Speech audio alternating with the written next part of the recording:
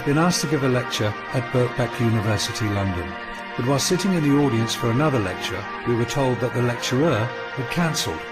After being spotted in the audience, I was then asked by the organisers if I would be able to stand in and give a spontaneous lecture there and then. What you're about to hear is a recording of that spontaneous lecture, loosely entitled An Introduction to the Occult Art of Law. I kind of set upon this subject called law. I found it very interesting. One of the first guys I met was a guy called John Harris. Some of you may know him. He's passed away last year, and we became friends. It was only through knowing him and doing a lot of research that I realized just how much hold law has over us and our lives and the way we think and the assumptions we make. There's a whole different language. It's known as legalese. It sounds like English, but it isn't. It's got very specific, well-defined meanings, which is why it takes so long to get a legal qualification. And I guess I better start at the beginning. On one side you've got law, and on the other side you've got legal. And they're two entirely different things. Never the twain shall meet, really. To make it quite simple, all acts, statutes, instruments, and what is legal is not law. It's only given the force of law if you consent. Okay? So that just goes on to one side. Legislation are the rules of a corporation, whereas law is kind of natural. It's something you're born with. It's like, as a child, most of us know the difference between right and wrong. It's one of those reasons why I guess they don't want to teach law in school, because children already know the difference between right and wrong. I mean, if you were going to be taught what law was, then you'd know the difference between right and wrong, and you'd be able to see through the kind of society we're living in now. So there are good reasons why they don't want to teach you law from a very young age. Believe it or not, we used to have a culture that did teach law at a very young age, but that was, quite a few thousand years ago now, and you've got to do quite a serious bit of digging to find that. So law is what we have. The last vestiges of that are what's known as common law. And if you ask a lawyer what law is, he'll probably say, well, law is law. But law is basically rules, maxims, bars that have remained uncontested over time. All right, that's the important bit. They've been uncontested over time. So what we have now, let's go through some of these words, and I'll translate them into English, and then you can see how profound their meaning really is. If we take the first one, the first word is registration. We're told to register so many times. We buy a piece of software, it's not going to work until we register it. Our car's registered, our children are registered, all kinds of things we're registered. This word, we're letting somebody know that we exist or something when we register to vote. What does it mean in legal terms? It's a very specific meaning. When you register something, you are giving away whatever you are registering to whoever you're registering it with. Let that sink in, because it's really profound. Register means you are giving away whatever you are registering to whoever you're registering it with. So you buy a piece of software, it doesn't work until you register it. So you register it, which means you're giving it away. And they're saying, okay, well, you can have it back with a magic secret code, but only under our terms and conditions of use. What we'll do is we'll grant you a license. And if you're in breach of that license, then there's consequences for that. Sounds bizarre, isn't it? You buy something, you think, well, that's mine. I'll buy that. It's mine, it's fine. No, in order to read it, you've got to give it back. But I've already paid for it. And when you read it, there are terms and conditions applied to how you read it, and maybe what information you divulge from what you've read. So you can see it's a way of tying you up. But let's go on a bit further. Let's look at this word application. It's one of those things we do a lot. To get a job. Application. 17th century translation to that, as it is today, application means you are a beggar. And it's presumed you know what you're giving up in order to get what you're begging for. Submit. It's not like, oh, I'll submit this to you. Submit means you bend to another's will. So if you submit an application to register, what you've done in terms of legal is you've given up all your rights voluntarily. Because remember, there's laws against slavery, but there isn't any law against voluntary slavery. We've been deceived, and it is a deception. It's an immaculate deception, really, when you start getting to the bottom of it. But let's go to the next bottom line here.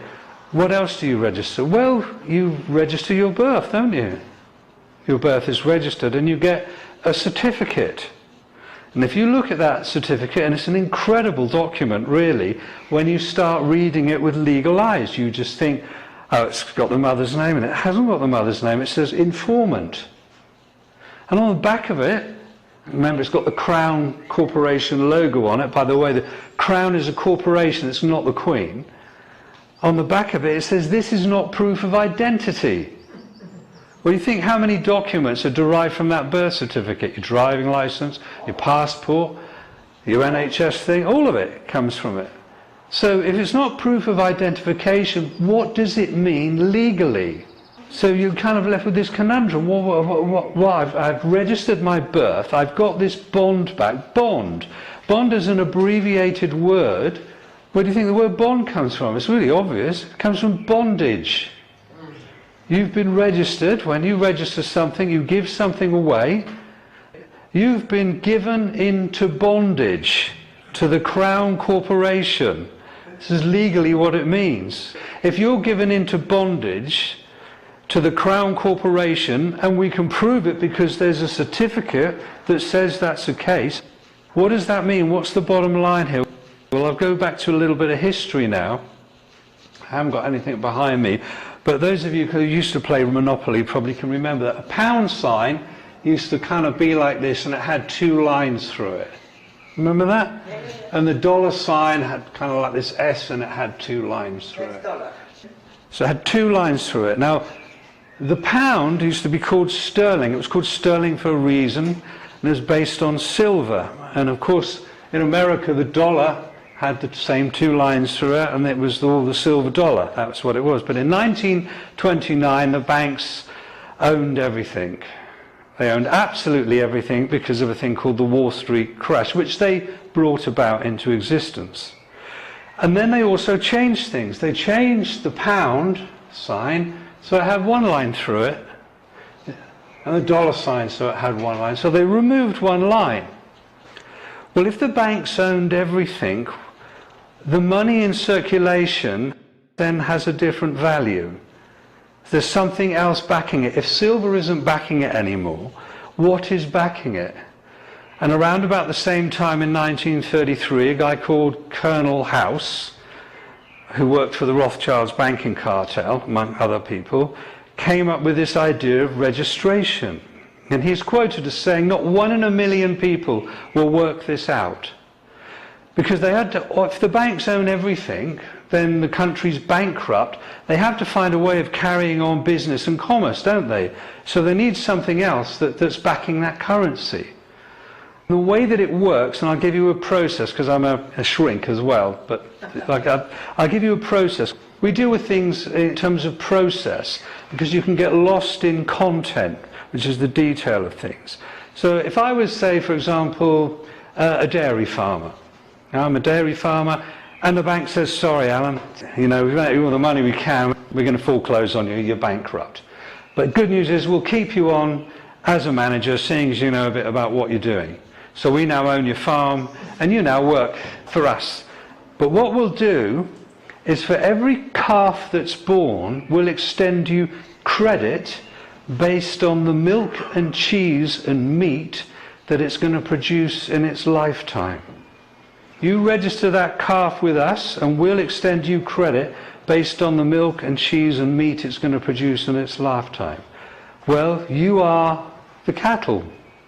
You are those courts, because when your births were registered, money, it's called a fiat currency, is put into circulation, and it's based on the wealth that you can create in your lifetime, your labour. That's basically what it is. But I tend to look at that term as your sweat equity. So that's what backs currency. It's a promissory note. A promissory note is a negotiable instrument. Banks deal in negotiable instruments. It gets worse, believe you me, it gets worse. And I'm probably going a little bit too far, but I guess the point of this talk is to hopefully stimulate you guys to do your own research. So if I can throw enough stuff at you and go, what that guy said can't be true, it can't possibly be true, I'd say, I'll welcome you. Do your own research and find this out for yourself, because the more people that know this, how we're caught in this situation, the more people that have the knowledge about it, the easier it will be for us to get out of this trap. It does get worse. It gets much worse, actually, when you look at it. For example, there's a thing that goes along with the birth certificate. A bond is created, obviously, a contract, and that's worth money. The original title of this talk was going to be The Occult Significance of Law, because most people don't think there is anything occult about law at all. And those that would do any research would go, oh, that's absolute rubbish, Alan, that can't possibly, that I'll totally reject that. And by rejecting it, lose the opportunity to begin to comprehend what's really going on. Because there is a very strong occult aspect to law. And the reason they dress the way they do, and the terminology and the language that they use as well. In fact, it's very much an occult art. It is, in fact, the occult art of law. To be a member of the Bar Association goes back to Venice, the Venetians, which isn't a million miles away phonetically from the Phoenicians, who were kind of a race of pirates around the Mediterranean as well. And we have our laws are broken down into different forms of laws, and one of them is called the law of the sea, and one of them in the British Empire was known as Admiralty law as well. So it's very much the law of the sea. The law of business, the law of commerce, the law of money, the law of trading. Trading in slaves, trading in bales and bonds and surety.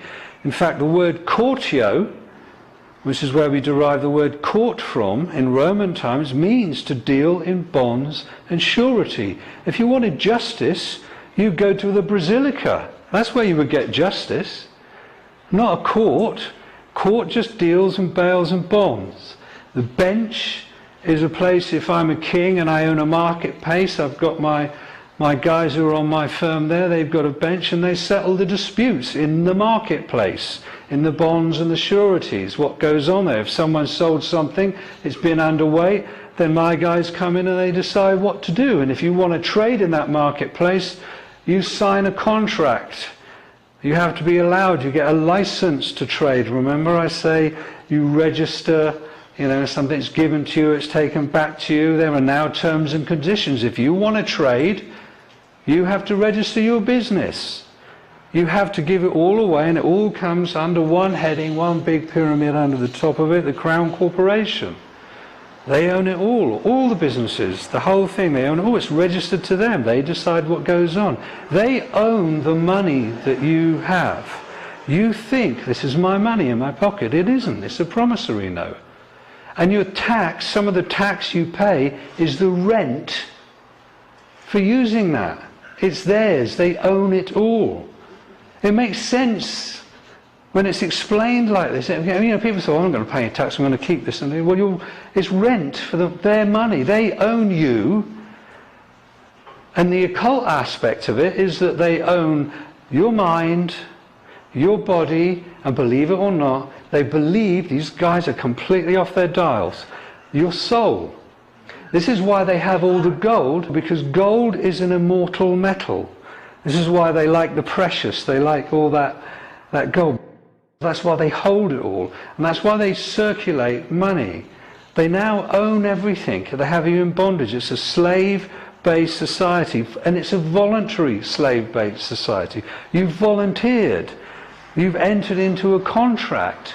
So when you go, for example, it even gets worse. You're part of a, believe it or not, a death cult. The three forms of law, the first is the Uniform Commercial Code, the second is canon law, the Holy See, and the highest form of law, believe it or not, in this country is Talmudic law. Babylonian Talmudic law. Talmud. Okay, so the first form of law deals in bonds and surety and you as a slave. And as you're owned, they can do exactly what they like to you, and that's exactly what they do. They extend the credit based on the milk and cheese. All right, so you register to vote. I'm just outlining stuff here to hopefully stimulate your own research. You register to vote means you're giving away whatever you're registering to whoever you're registering it with. So what's the process here? Let's just look at the difference. What happens when you vote? You go in there and they give you a bunch of guys you can vote from, and they say to you, you've got to put an X on the box, don't they? And you follow that and you put an X on the box. Only incompetents or illiterate people sign with an X. And what you do when you register to vote, you say, I'm giving up my responsibility. I'm illiterate, and I agree, I'm a mental health outpatient, and I'll prove this by marking an X on this. And what I do, I will give whoever I put that X against power of attorney. You're giving them power of attorney over your life. In other words, if you were some old guy in a mental hospital who's lost his marbles and the lawyer says he can't manage his affairs anymore, we've got to give someone power of attorney to manage all his finance, to do everything for him, and they get him to sign, and now you've given power of attorney, that person manages your life. So not only do they own you, mind, body and soul, you've now voluntarily registered and giving them power of attorney over your life. So you basically say to them, I'm a mental health outpatient, which is why you vote in a ward, because it's a giant mental asylum. You're in a ward.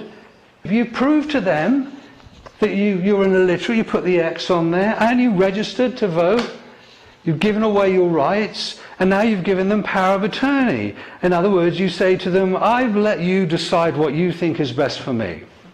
If we were on a war, that's fine. I've got no say in it. And what they will do is, like, shall we say, the deranged young son who's managing has got power of attorney over his great-grandmother who's spending all the money on drugs and resources like that. He'll tell her what she wants to hear. What do these politicians do? They'll tell you what you want to hear. That's the way they're playing the game. Above a mental health outpatient, which you've proved yourself to be in their game, is the House of Commons. They're commoners. So you're less than a commoner. People come to me and they say, oh, about the Magna Carta, Alan, that gave us all the rights and all the other stuff. The Magna Carta deals with baron. Baron, French for free man. You're not free. You're a bonded slave. Magna Carta is only pertinent and has any meaning to somebody who's not a bonded slave. So you'd have to be in the House of Lords today to be able to have any power or sway with the Magna Carta as a baron, as a free man. And the House of Commons, people like David, they're less than that, and you're right down there. You've got no rights at all. You voluntarily gave them up. You're a mental health outpatient that's given away power of attorney on a regular basis to a different bunch of guys who tell you what you want to hear, and they lie to you over and over again. How much more proof can you give them that you've lost the plot? This is the way they look at it. This is the way they trick you. This is the way they deceive you. This is the way, because the way the universe works is they don't want the blame of it. They say, it's not us. Look, I'll prove it to you. Look, they signed here. This is your signature. Signature, that's another one. Signature means sign of nature. You proved yourself to be a living being, and you've made a mark on a piece of paper called a signature that proves you've got a sign of nature, because they've created a thing called a person. Person means legal fiction. Legal fiction means you become liable. All your bills are written to you in capital letters. Everything to do with money, bank, rent, commerce, everything is you in capital letters, addressed to you in capital letters. This is where you get the term capitalism from, because your life has been monetized and capitalized.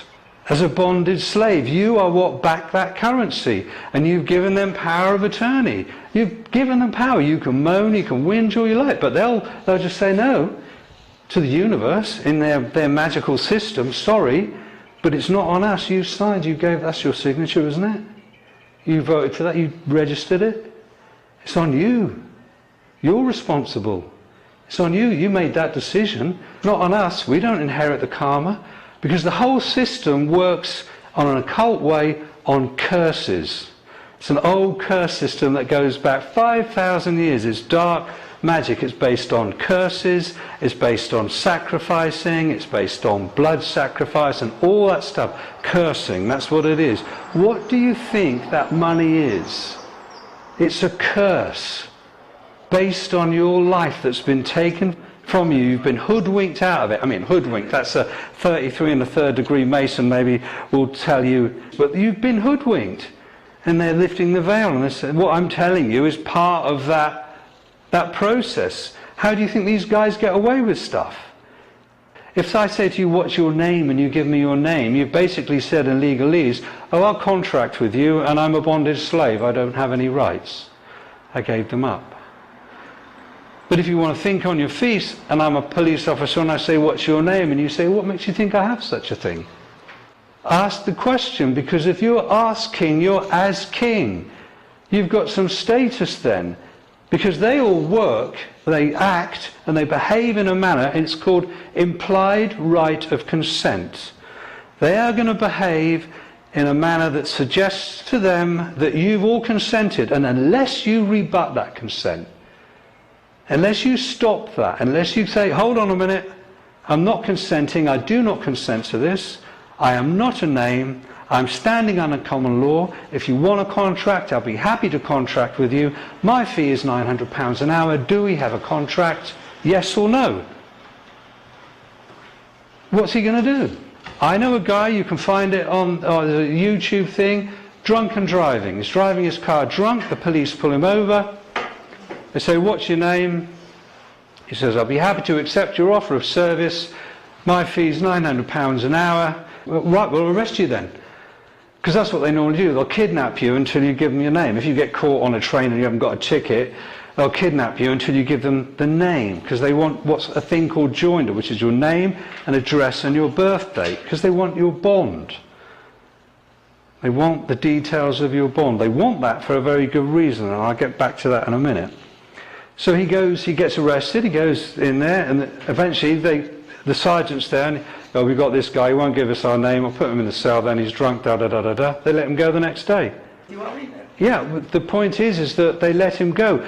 The reason, here's another one, it's really mind-blowing the way the whole stitch-up goes, is that bond that was created at your birth, there's a thing, fancy French word, it says c'est que vie, which means for the benefit of another. It was something that was created after the Great Fire of London, when they were trying to find out all the dead people, all those people that were missing and all the other stuff. But on one side, but on the other side, they were trying to raise a new form of currency, of credit, because remember these guys, these Templars had done it before. How do you think they financed those big, nice Gothic cathedrals and all the rest of that with their money lending, international banking scams and all that? But that's another history. But in 1666, after the Fire of London, they created a c'est que vie trust. The way they work it in terms of the occult side, they say, okay, you're born, you're created by the divine, and therefore you inherit the earth. And you inherit in abundance. If you go on the internet, you can check it out. If we lived in the whole planet, 7 billion people lived in the same population density as Paris, we'd take up less than half the size of Texas. All the rest of the space on the planet would be left there. That would be us. It would probably be crowded and horrible and all the rest of it, but that's about it. So you inherit, if you want to work it out, I took the time and trouble to do it actually. If you looked at it, you can do it online. work out all the nice arable, usable land, not the desert this guy was trying to claim, but that's there now, divided by 7 billion people. Each one individual gets 4 areas the size of Twickenham rugby field. All right, and that's good. That's your birthright. You can build a house. Exactly, that's 4 Twickenham-sized bits of dirt. That's your birthright. But of course, your mother registered you, so they take that asset, don't they, off you? That's your birthright. It's taken from you straight away. But what they do is they monetize it because they monetize you and that asset. And that asset is supposedly, from some researchers, I can't confirm it, but I know there's one lady that came here, she actually managed to find it, around about £2 million. So you've got an account that you don't know anything about that's worth about £2 million in today's money. And what happens is this. When your electricity bill comes through, there's like this little check thing at the bottom, isn't there? It looks like an old-fashioned check, and it's got like 3 banks on it. Santander, National Westminster, or something like that. And it says take it to a post office, fill it out and stamp it and all the other stuff. Okay, here's a little secret for those who aren't hoodwinked. Every debt that you incur with a corporation is zeroed or settled, because remember, it's not real money, it's credit, in 90 days. So any registered company that have got joinder, your name and address and your birthday, can apply to the Crown and settle that debt. And what they do, and this is what's financing the corporate takeover of the planet, is they get their bills paid for twice. They get it paid by the corporation, because corporations can print their own promissory notes or bills of exchange and negotiable instruments. But what they do is they get it from the second way of funding, which is the money they put into circulation, which is your sweat equity. So they get paid from your bond account, which you don't know anything about, and they get paid by the money that you've had to go and work for, and you pay that bill off. So they get paid twice. And corporations, that's what they do. And the guys that are high up in the financial aspects of those corporations know this stuff. I've dealt with them. You know, and you can play this stuff. You can say to the council tax or whatever it is, that's already been paid. It's 90 days. It's outstanding. It's been done. Prove to me that it wasn't. It hasn't been paid for. And they can't. Because what they're doing is they're technically committing a fraud. Because they're asking, it's a fraudulent, isn't it? If I say, this costs that much, and you've already paid for it, and I try to get you to pay for it twice, it's fraud, isn't it?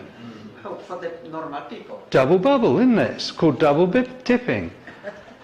Okay, but this is all part of the system that we're living in. You've got all this stuff, all those rights, all that economic power. The corporations are playing a game. When I was a kid, it used to be called piggy in the middle. Corporations one side, and they've got this account, and they throw it over you, because you're down here like that, and the other one catches it. Thanks for the money, I've got that. And you don't even know you've got that account. The occult aspect of it, again, is like when you have to go to court, you're actually being invited to a dark ritual, which is why you're summoned.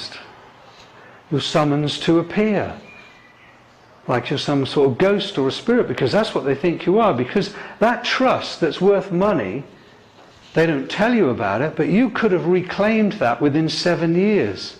But after 7 years, the law of salvage comes along, and the government say, okay, well, that's a wreck, well, we'll have that. So they salvage that, and they use that. So you can't get it anymore. Even though they know in the real world you're alive and flesh and blood, you know, because you've got your national insurance thing, you know, you go to the NHS, they know you're physical, you know, they'll take blood from you, all the other stuff. This occult system doesn't see it. They're off their dial, these guys. Unless we begin to see that this is what's really going on, instead of just going, oh no, this is just preposterous, absolutely preposterous, how can this possibly be the case? Unless we kind of just, you know, open up our horizons a little bit, honesty, open-mindedness and willingness, and go, okay, well, I'll entertain this for a while, I'll do a bit of research and see if there's anything what this crazy guy was talking about. Do it yourself, check it all out. You're summoned to appear in a court Why are you summoned? Because as far as they're concerned, you didn't collect that account within 7 years. So there, you're presumed dead. So if there's any liability, then they have to summon you, because that's what you are, you're a spirit. I know it sounds absolutely barking, raving mad, doesn't it? But this is the way they do it. Because the way these guys work is, and they've had many, many years to do this, they know if they can control your mind, then your body will follow. And they will use all manner of things. Just round the corner from here, there's a thing called the Tavistock Institute. Those of you that do a bit of research or do a bit of shrinky stuff like me, no, it really does some good work, but it's got some extremely dark aspects to it. And its whole founding is extremely dark. It's about mind manipulation. And really, when you start realizing how you're controlled in this system, they don't mind what religion you believe in. There is only one religion. And that's the religion of money. And they want you to believe in that more than anything else. That's what they're selling you, is that religion. You can go one day a week, if you like, to your church or whatever it is you go to and feel good about yourself. That's great, because as long as you go back the extra 5 days and you work, because that's your worth, that's your offering. You are handing over your will and your life to the god money. For those people who don't know it yet, the word mortgage comes from la mort, death grip. Death grip, that's where it comes from. You buy one house, you have to 6. By the time you pay the last installment, your life is finished. Seeing as you brought up the mortgage thing, say you decide you're going to buy a house in London, so you need £1 million at least, won't you, to buy a house in London. So you go in there, you go to the bank, and the bankers are the high priests of Baal. All right, God money. They're the high priests. And they sit you down and go, oh, you want to borrow some money? Well, the first thing they want to know is they're putting a scam on you is, what's your sweat equity worth? What do you earn as a slave? How much are you worth as a slave? That's it, first question. So the first thing they do is they'll say, okay, we'll get you to sign this. And what they do is they get you to sign, remember, sign of nature, a promissory note. And they've got your name and they've got your address. So they take that promissory note and they put it in an account, and they, out of thin air, create £1 million. Yeah. They always do it double dealing, double bookkeeping. They've got your bond that you don't know you have, and they've got all your details. So if you die, that's okay. That exists. It's got currency. And then they'll talk you into an insurance policy. It's called a life insurance policy. That's the one they'll like as well. So you go into the bank, and your signature has created £1 million. Okay. Right, so in effect you've actually already bought the house. Right, but then what they do is they talk you into paying another £1 million, which they call the principal. They deceive you by saying that we're lending you this £1 million. So you've gone into the bank as a sovereign, created, living being, soul, flesh, blood, inheritance and everything. Your signature's created £1 million. They've got an undertaking from you now to work for the rest of your life to create another £1 million, and they're going to charge you interest on that as well. So you've created £2 million plus whatever interest they want to put on the top of that. What have the bank risked? A big fat zero. But then that's the religion, isn't it? Because they get you to go out there. You are handing over something of value on a daily basis. When you clock in or you go to work, you're giving the most valuable thing that you've got, your time, your life. That's you paying homage to their God.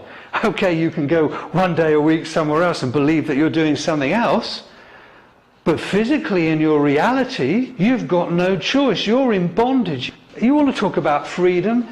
Tell me how long you're going to last without money in your pocket, and then you see how much freedom you got.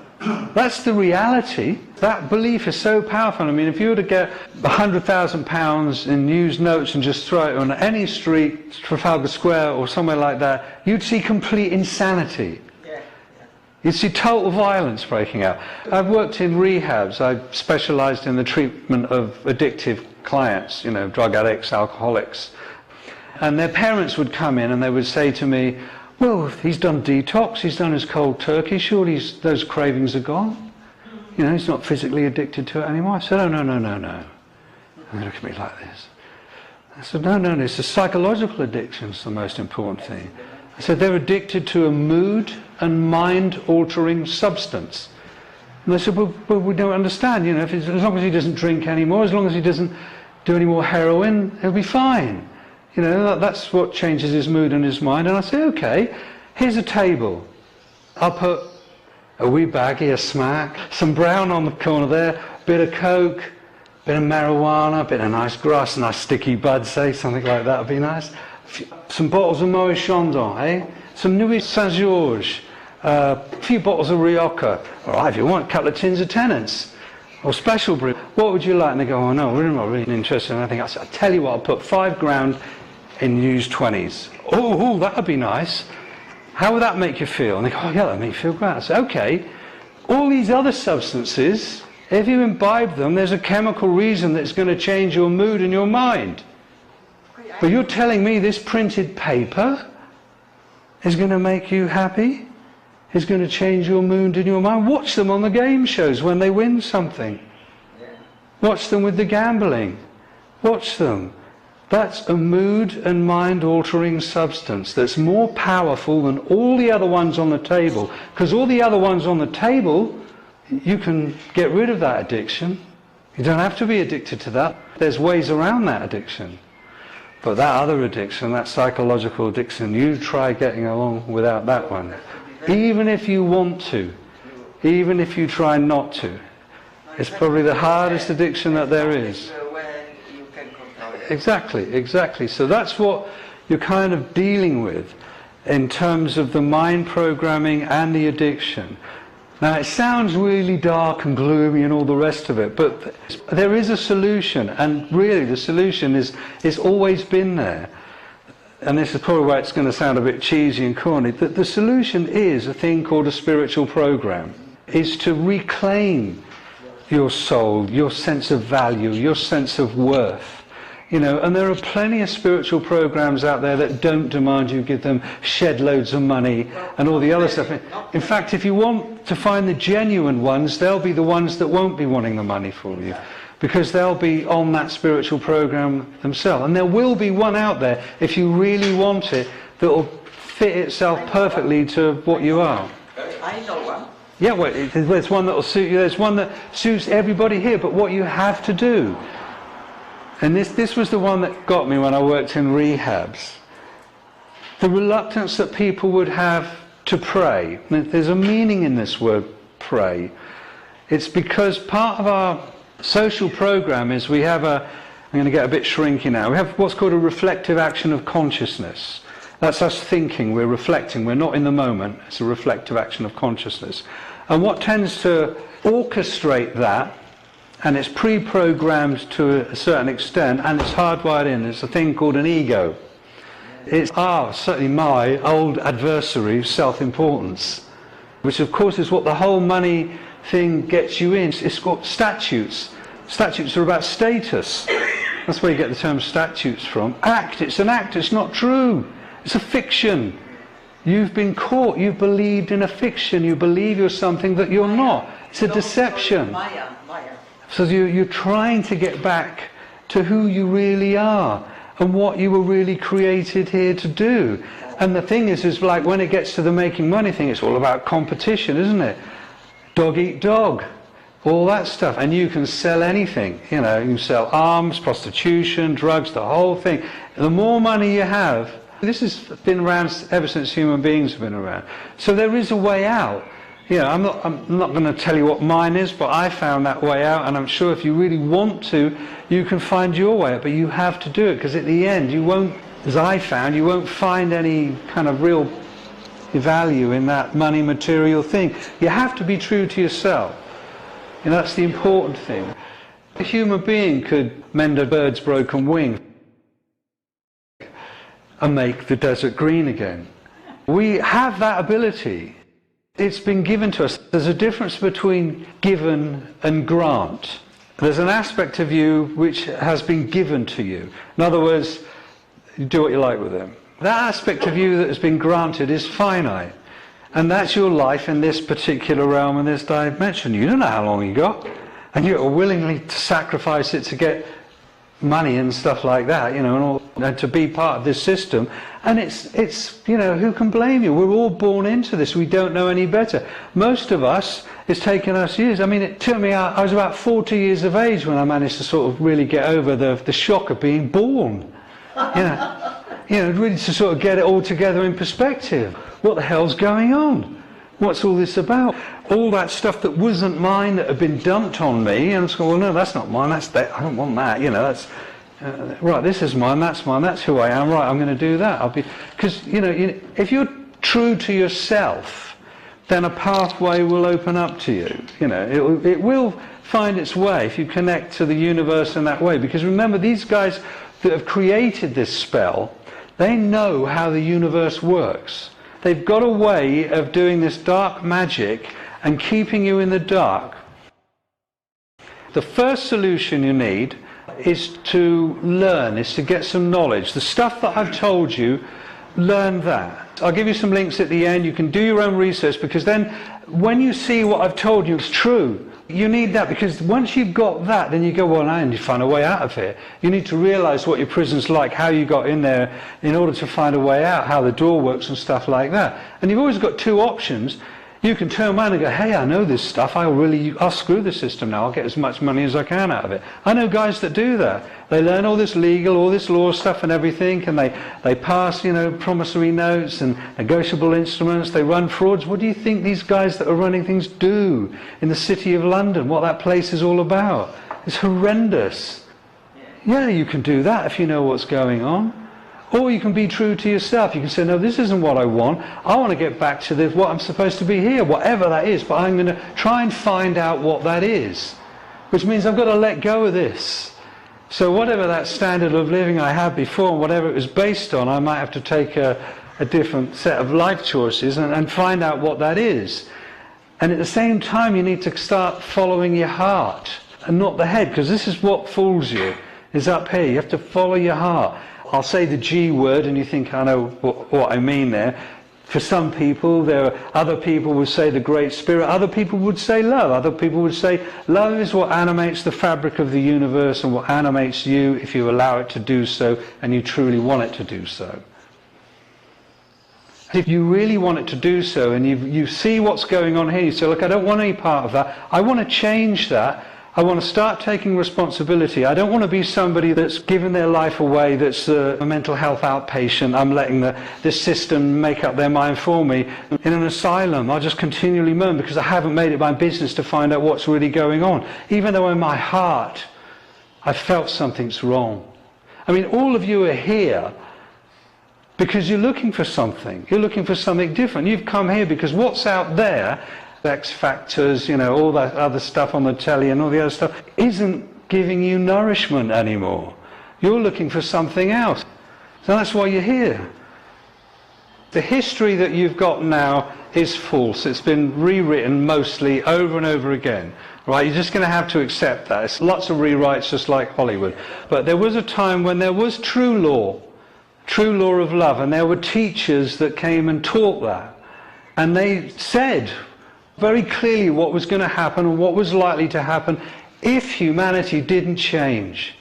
If you kept following the moneylenders, the slave traders, with their false religions and all that kind of stuff, where it was going to go.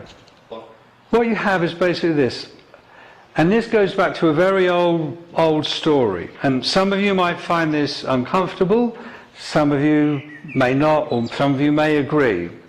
But as far as my researchers can work out, we are genetically created vehicles. We have these genetically created vehicles, and they were created by beings that, shall we say, were fallen, i.e. they didn't have souls. And we were meant to be their slaves.